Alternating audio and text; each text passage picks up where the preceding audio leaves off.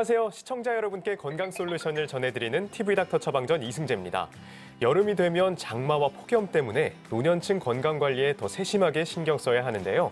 오늘은 노인분들이 건강하게 여름을 나실 수 있도록 자세히 방법 알아보겠습니다. 재활의학과 전문의 박상욱 선생님과 함께합니다. 안녕하세요. 안녕하세요. 네, 선생님. 여름에 안 힘든 분들이 없겠지만요. 네. 노인분들이 특히 더 더위에 취약한 특별한 이유가 있을까요? 네네. 폭염이 찾아오는 여름이 되면 노인들의 사망이 증가하고 또 사건 사고가 많아집니다. 특히 이 심혈관계 질환, 당뇨병과 같은 이런 질환들을 갖고 계신 분들의 경우에는 요즘 같은 급작스러운 이런 온도 변화로 인해서 몸이 스트레스를 받아 또 지병이 악화되기도 하는데요. 노인들의 경우 특징적으로 이 땀샘이 감소되어 있기 때문에 땀을 배출하는 데 지장이 있어서 더위에 더 취약하십니다. 또한 심장의 기능도 떨어지고 전체적인 신체의 기능이 떨어지기 때문에 이런 폭염과 같은 외부 스트레스를 이겨내는 힘이 약해져서 결국 이런 스트레스를 견디지 못하게 되면서 쉽게 온열 질환이 발생하게 됩니다. 네, 그런 이유 때문에 노년층에서 온열 질환이 많이 발생하는 거군요. 네네. 열사병 이런 거는 들어봤습니다. 그런데 네네. 온열 질환, 정확하게 네. 이게 뭔가요? 예, 우리 몸에는 이런 체온을 조절하는 체온 중추라는 것이 있는데요. 네. 우리 몸이 장시간 이런 뜨겁고 강한 햇볕에 노출되거나 지나치게 오래 있게 되면 이런 중추가 능력을 상실하게 됩니다. 결국 우리 몸의 온도가 비정상적으로 상승하게 되는 상태를 온열 질환이라고 부를 수 있는데요. 여러 가지 병들의 상태로 부를 수가 있습니다. 초기에는 피곤하고 힘도 없고 두통을 느끼는 정도의 이제 열피로라고 불려지는 상태가 점점 심해지면서 근육도 수축을 하기도 하고 경련을 일으키거나 심한 경우에는 졸도를 하는 일사병 수준, 또 점점 더 심해져서 혈압도 떨어지면서 아주 심한 의식 저하 상태까지 가는 열사병까지 갈 수가 있기 때문에 이런 상태를 오랫동안 방치하게 되면 생명이 위태로울 수가 있어서 특별한 주의가 필요합니다. 온열 질환 중에 열피로, 일사병, 열사병 그럼 네. 이렇게 점점 더 심해지는 네네. 건가요? 맞습니다. 아, 그렇군요. 그러면 이렇게 심해져서 결국 일사병이 열사병이 되고 네, 그러겠네요. 네네, 맞습니다. 일단 우리가 흔하게 알려져 있는 것이 바로 일사병과 열사병인데 일사병은 열사병에 비하면 초기의 증상이라고 할 수 있고요. 체온이 이제 조금 차이가 있습니다. 열사병은 몸이 40도를 넘어가는 반면에 일사병의 수준은 보통 37도에서 40도 정도의 사이에 유지가 됩니다. 주로 환자들은 이제 힘이 없다, 어지럽다, 또 심하게 머리가 아프다, 이런 증상들을 일으키기도 하고요. 또 몸이 경련을 일으키는 경우까지도 있어서 졸도를 하기도 하지만 대개 일사병의 경우에는 빠르게 원상태로 돌아오는 반면 열사병의 경우에는 그렇지 못하고 위급한 상황까지 갈 수가 있는 겁니다. 네. 그럼 이렇게 온열 질환이 생겼을 때 빠르게 대처하는 게 그만큼 중요할 것 같습니다. 그럼요, 맞습니다. 어떻게 해야 될까요? 첫째로 이 일사병이나 열사병 등 이런 온열 질환이 발생을 하게 되면 즉시 환자를 시원한 곳으로 옮기셔야 되고요. 환자의 옷을 풀어드리고 시원한 물수건으로 닦아주면서 바람을 이용해서 체온을 내리고 상태가 좋지 않으면 빨리 의료기관을 방문하도록 하셔야 합니다. 그 사이에 이제 환자에게 보통 이제 수분을 보충을 하는 것이 도움이 되는 경우가 대부분이긴 합니다만 네. 환자가 의식이 없는 경우에 억지로 물을 먹이게 되면 질식이 될 수도 있기 때문에 섣불리 물을 드리기는 것은 좋지 않습니다. 여름철 노인 건강관리법 사연이 도착했습니다. 선생님께서 사연 듣고 처방을 잘 내려주시면 됩니다. 네. 사연 전해드릴게요. 안녕하세요. 몸은 70대지만 마음은 28 청춘이랍니다. 조금이라도 더 젊게 살려고 운동도 열심히 하고 매일매일 노력하고 있습니다. 그런데 며칠 전에 아찔한 경험을 했습니다. 점심을 먹고 나서 소화도 시킬 겸 공원 산책을 하고 있었는데요. 그날따라 햇살이 좀 강하긴 했지만 못 다닐 정도는 아니라고 생각했습니다. 그런데 갑자기 머리가 너무 아프더니 몸이 휘청하더라고요. 정말 놀랐습니다. 제가 평소에 저혈압이 있긴 했지만 여름에는 고혈압 환자들이 특히 조심해야 한다고 알고 있습니다. 그런데 저혈압도 더위가 문제가 되나요? 라고 사연을 보내주셨습니다. 네. 혈압이 당연히 더위에 영향을 줄 것 같긴 합니다. 네, 그런데 맞습니다. 고혈압과 저혈압, 뭐 어떤 게 더 더울 때 문제가 될까요? 먼저 결론적으로 말씀을 드리면 여름에는 역시 저혈압이 문제가 좀 크게 될 수 있습니다. 아, 저혈압이요. 날씨가 더워지면서 이 체온을 유지하기 위해서 혈관이 확장이 되게 되고요. 또 땀을 통해서 이 몸에 있는 수분과 전해질이 많이 배출이 되기 때문에 결과적으로는 이 몸 안에 들어있는 체액량이 줄게 됩니다. 그것이 결국은 혈압이 낮아지는 상황이 벌어져서 저혈압 상태가 악화되는 것들인데요. 뭐 우리가 여러 가지 고혈압 환자분들이 이제 저혈압 상태가 될 수도 있지만 약을 드시고 있는 상태에서는 훨씬 더 빨리 저혈압 상태가 될 수도 있기 때문에 주의를 하셔야 될 필요가 있습니다. 네, 좀 기억해 두시면 좋을 것 같습니다. 여름에는 저혈압이신 분들이 오히려 더 신경 쓰고 조심하셔야 될 것 같습니다. 네. 앞서 만성 질환자들은 더위에 네. 더 조심해야 한다고 해주셨습니다. 특히 여름에 더 관리해야 되고 주의해야 하는 그런 질환은 어떤 게 있을까요? 날씨가 더워지는 것으로 인해서 습관이 불규칙해지면서 혈당 관리에 어려움이 생길 수가 있습니다.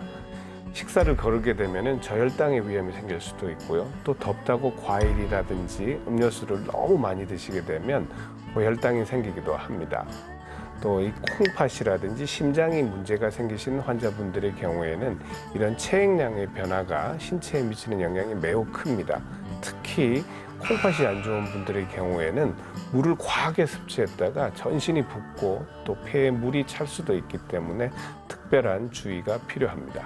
더위가 심할 때는 물을 많이 마셔라 이런 얘기 정말 많이들 하시거든요. 네, 맞습니다. 선생님, 그런데 무조건 많이 마신다고 좋은 게 아니라면서요. 네.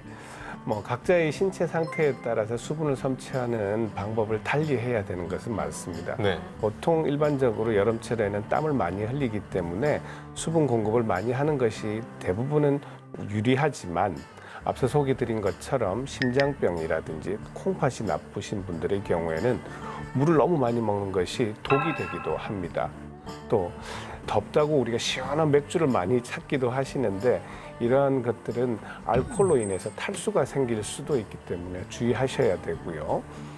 음료수를 너무 많이 마시게 되면 그 안에 들어있는 설탕 때문에 고혈당이 생길 수도 있습니다.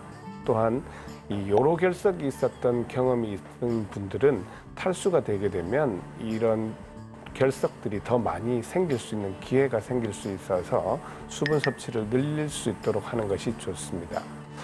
일반적으로 이제 소변은 항상 일정한 정도의 양이 유지되는 것이 좋은데 소변이 너무 작게 나온다라는 건 건강에 적신호가 생겼다라는 것으로 생각하시고 병원을 방문해 보시는 것들도 좋겠습니다. 아, 근데 덥다고 또 집에만 계속 있으면 너무 답답하지 않습니까? 맞습니다. 여름철 노인분들께 추천할 만한 운동 어떤 게 있을까요? 네, 여름철에는 주로 이제 선선한 새벽이라든지 해가 진 후에 야외 활동을 하시는 것을 권유를 드리고요. 운동을 하기에 앞서서 충분히 준비 운동을 하셔야 됩니다. 너무 더운 날씨에는 바깥에서 하시기보다는 그냥 선선한 실내에서 요가라든지 또는 맨손 체조를 하실 것을 추천을 드리고요. 이제 운동을 하실 때 유산소 운동을 많이 신경을 쓰시고 계시지만 근력 운동을 반드시 겸하시는 것이 노화의 방지라든지 또 신체의 건강 유지에 도움이 되겠습니다. 노인들의 운동에 있어서 특히 너무 움직임이 복잡하거나 어려운 동작을 하시기보다는 쉽고 편한 동작을 최대한 동작을 크게 하는 형태로 반복하시는 것이 훨씬 더 몸에는 유리하겠습니다. 이번 코너는 OX 퀴즈로 긴가민가 알쏭달쏭한 건강 속설을 올바르게 알아보는 시간입니다.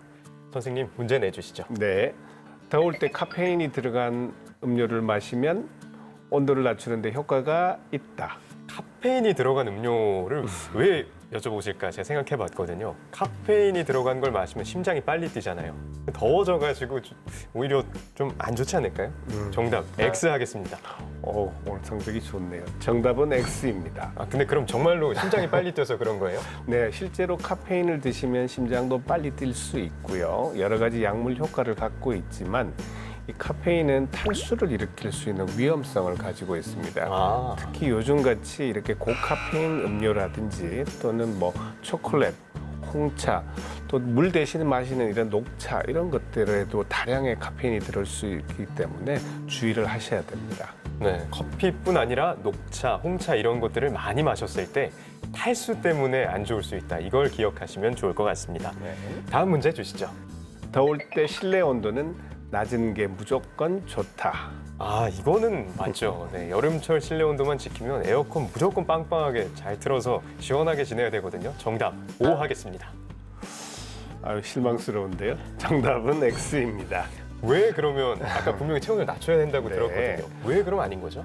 뭐 아시다시피 이제 냉방이 너무 잘 된 곳에서 오래 지내다 보면 흔히 알려진 냉방병이라는 병에 노출되게 되는데요. 눈이 충혈되기도 하고 또 감기 증상을 자주 앓고 또 머리가 아프다고 이야기하는 분들도 많습니다. 이러한 감기 증상 외에도 위장이라든지 또는 여성들의 경우에 호르몬 생리불순 이런 것들도 나타날 수가 있습니다. 또 환기가 너무 안 되는 공간에서는 이게 산소가 부족해지는 증상이 나타날 수도 있기 때문에 주의하셔야 되고요.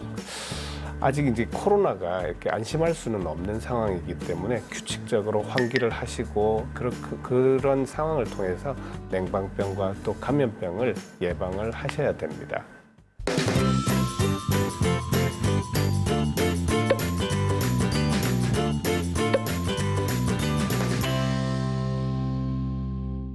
TV닥터 처방전 벌써 마칠 시간이 됐습니다.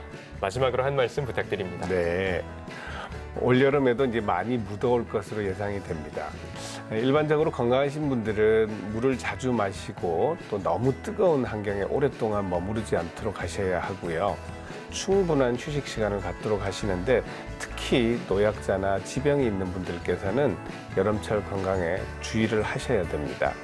각자 자신의 이런 신체적 특성에 맞는 여름나기를 할 수 있도록 평소 의료 전문가들을 통해서 올바른 식사라든지 운동 또 건강 대처 등에 대해서 상담을 해두시면 여름을 나기에 건강하게 지내실 수 있으실 것 같습니다.